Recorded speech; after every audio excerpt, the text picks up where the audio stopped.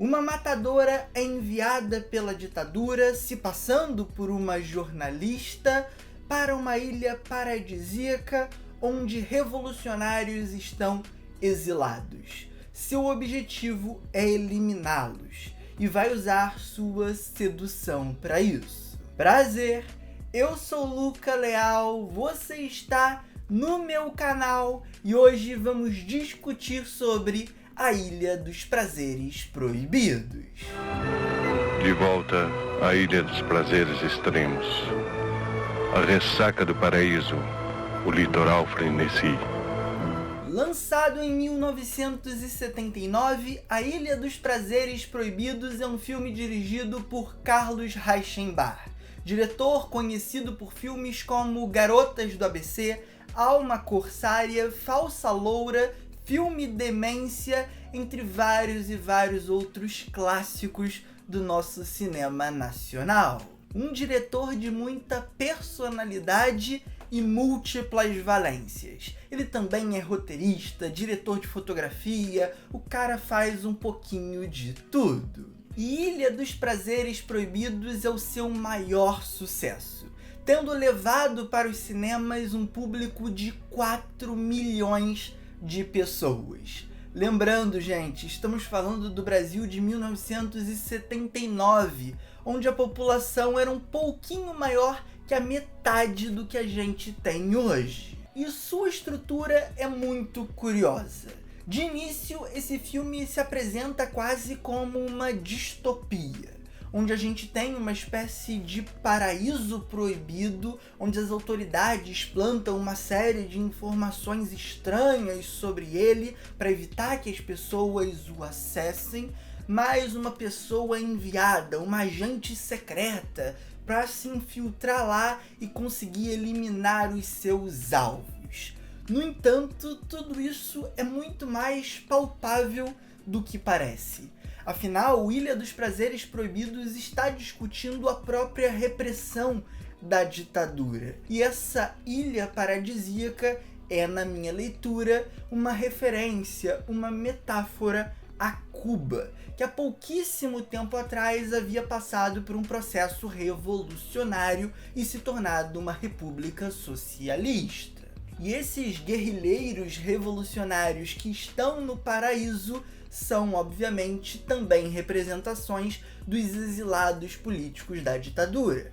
Artistas, guerrilheiros de fato, que precisaram se dispersar pelo mundo para fugir da perseguição. Caetano, Gilberto Gil, a família Arraes, Rubens Paiva foi um dos que fugiu, depois quando voltou ao Brasil foi perseguido e morto. A gente tem inúmeros exemplos. E tudo isso vai ser construído como um grande suspense, um thriller político permeado de erotismo.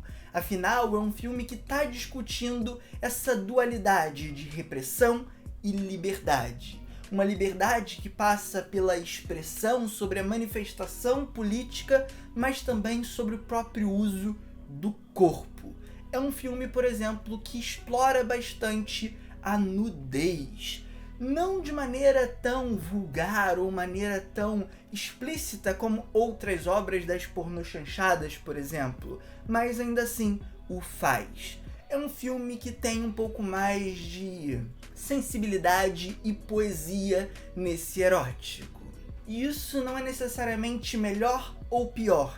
É diferente do que outros filmes fazem, como por exemplo A Mulher que Inventou o Amor, ou o mais conhecido A Dama da Lotação. Se eu tivesse que buscar um paralelo um pouco mais próximo de A Ilha dos Prazeres Proibidos, eu falaria de Excitação, filme do Jean Garret, que o próprio Carlos Reichenbach foi diretor de fotografia. Então já existe uma interseção, uma conexão aí. Mas antes da gente continuar, eu peço para que você deixe o seu like, se inscreva no canal se for novo por aqui e ative o sininho para receber as notificações. A gente também tá com um clube de membros que te dá acesso a conteúdos exclusivos e acesso antecipado às críticas. A nossa programação aqui no canal tá sensacional e se você gosta do cinema brasileiro, é um prato cheio. A gente tem vídeos sobre filmes relacionados à ditadura, filmes relacionados à história do Brasil, crítica de A Dama da Lotação, Cabra Marcado pra Morrer, o caso dos Irmãos Naves. São vários vídeos que com certeza vão interessar a você. Então agora segue com o nosso conteúdo. Mas eu quero manter essa discussão aqui sobre liberdade fugindo um pouquinho desse prisma do corpo para falar um pouco mais do uso dos cenários do filme.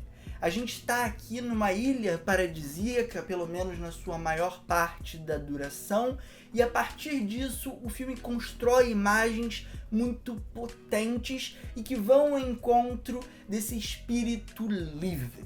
É um filme que passeia muito pelos ambientes com um movimento muito acelerado. É um filme que contempla as paisagens, em especial as praias, mas sempre trazendo também o verde, muitas vezes funcionando inclusive como uma moldura para o frame, e vai se distanciando dos personagens, mostrando a imensidão que os cerca.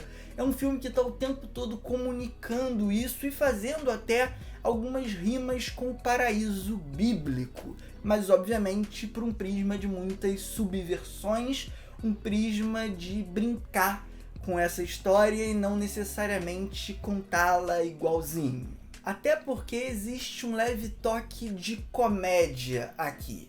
Um humor um tanto quanto ácido, mas que funciona muito bem tanto para essa sátira política que o filme quer fazer, tanto também para criar umas quebras. Um outro momento ali se destaca por essas piadinhas, às vezes visuais, às vezes textuais. Pode ficar tranquilo, rapaz. Tudo bem. E eu particularmente gosto muito dessa combinação. Acho que ela nos gera uma salada muito saborosa. É um filme de críticas políticas duras, bem incisivas, mas que traz toda a carga de um cinema de gênero, de um suspense, de um thriller político / policial, com doses de humor e erotismo.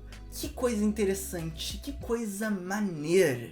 E que na época, inclusive, ganhou uma espécie de nomenclatura.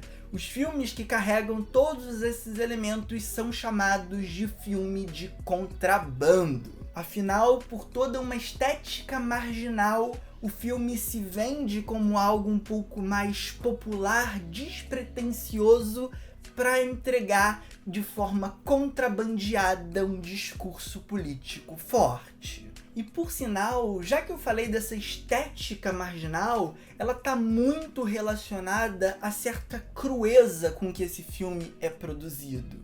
É um filme de baixo orçamento, com uma equipe reduzida e com certa precariedade nos dispositivos ali para a realização do filme. Os cenários são tanto quanto limitados, as gravações precisam ser rápidas. Nesse caso aqui, se eu não me engano, foram 3 semanas, em cenários um tanto quanto escondidos do poder público, isolados, com atores de nomes não tão grandes assim, que estavam às vezes iniciando suas trajetórias, ou optaram por um caminho de fato mais marginal, menos mainstream. E ver um filme carregado de tudo isso, de todo esse peso, de todo esse simbolismo, ganhando força e se tornando uma das grandes bilheterias do cinema nacional, levando 4 milhões de espectadores ao cinema, é muito lindo.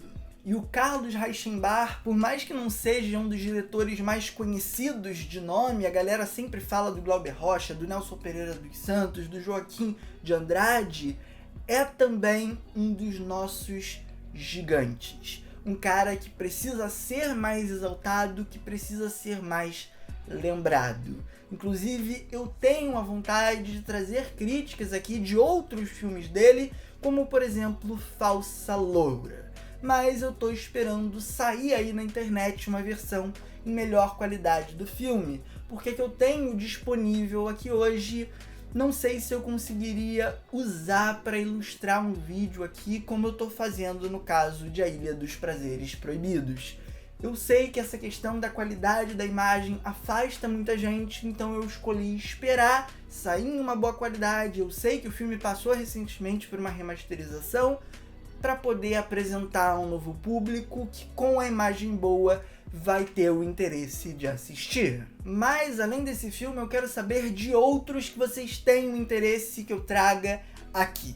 Me conta nos comentários, vamos discutir, vamos conversar sobre tudo isso. Aproveita, curte esse vídeo aqui também, que é muito importante, e se inscreva para não perder nada. Eu tô sempre trazendo conteúdos aqui relacionados ao cinema brasileiro, mas também aos lançamentos, aos clássicos franceses, aos clássicos americanos. Eu acho que você pode gostar, você pode se interessar.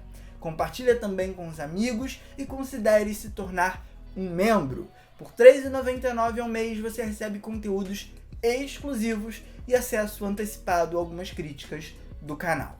Um forte abraço, um beijo, valeu, falou e fui!